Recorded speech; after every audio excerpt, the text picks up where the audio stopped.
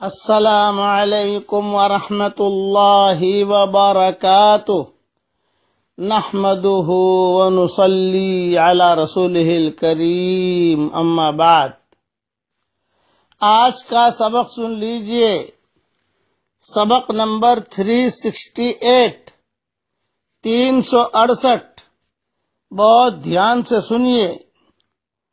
حضرت عقبہ ابن عامر رضی اللہ تعالی عنہ روایت کرتے ہیں کہ رسول اللہ صلی اللہ علیہ وسلم نے ارشاد فرمایا، جو سوار اپنے سفر میں دنیاوی باتوں سے دل ہٹا کر اللہ تعالی کی طرف دھیان کر رکھتا ہے تو فرشتہ اس کے ساتھ رہتا ہے، اور جو شخص بیہودہ اشعار یا کسی اور بیکار کام میں لگا رہتا ہے۔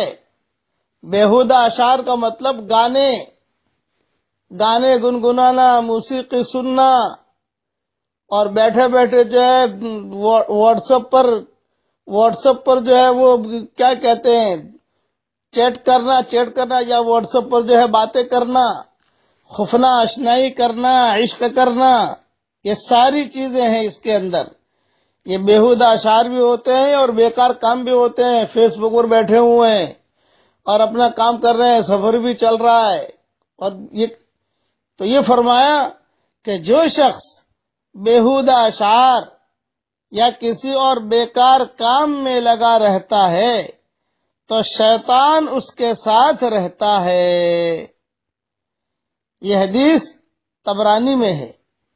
اب چاہو تو فرشتوں کو ساتھ رکھ لو اور چاہو تو شیطان کو ساتھ رکھ لو۔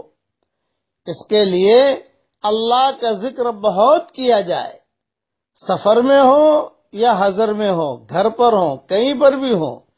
جب بھی میں تو یہ کہتا ہوں، کسی زمانے میں مائیں بہنیں کھانا پکاتے پکاتے 1000 مرتبہ درود شریف پڑھ لیتی تھی، اور کسی زمانے میں یہ پانی اٹھا کے لاتے تھے، گھروں میں نل نہیں ہوتے تھے، تو رستے میں چل رہے ہیں، پانی جو ہے پانی بھی ہے اور لے جا رہے ہیں گھر پر، قرآن بھی پڑھ رہے ہیں۔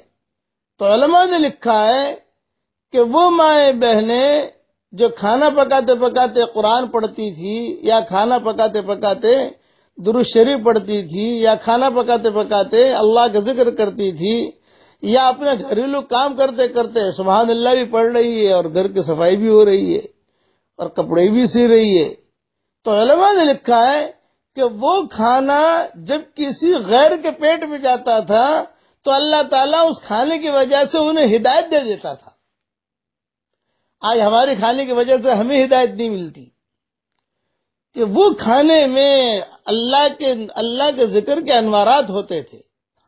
یاد رکھنا کہ اللہ کے ذکر کے انوارات یہ بہت بڑی چیز ہے۔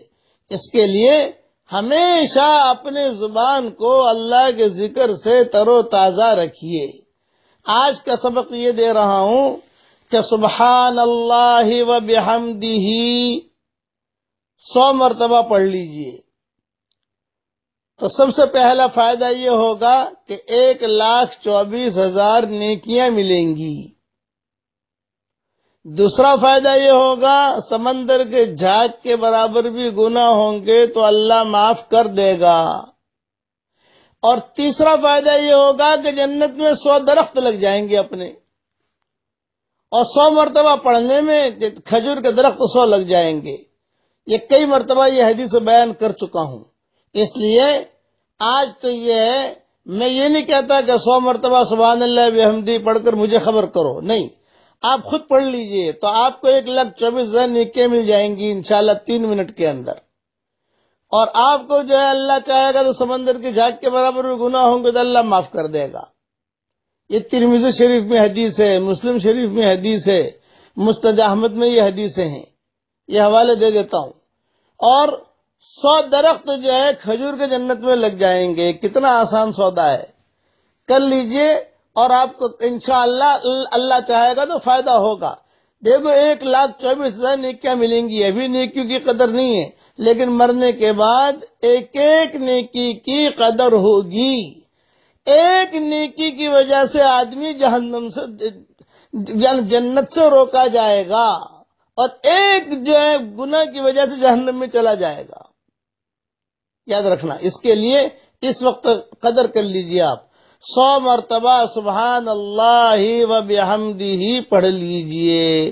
اللہ تعالی ہم سب کو عمل کرنے کی توفیق عطا فرمائے، آمین آمین۔ والسلام علیکم ورحمۃ اللہ وبرکاتہ، وآخر دعوانا ان الحمد للہ رب العالمین۔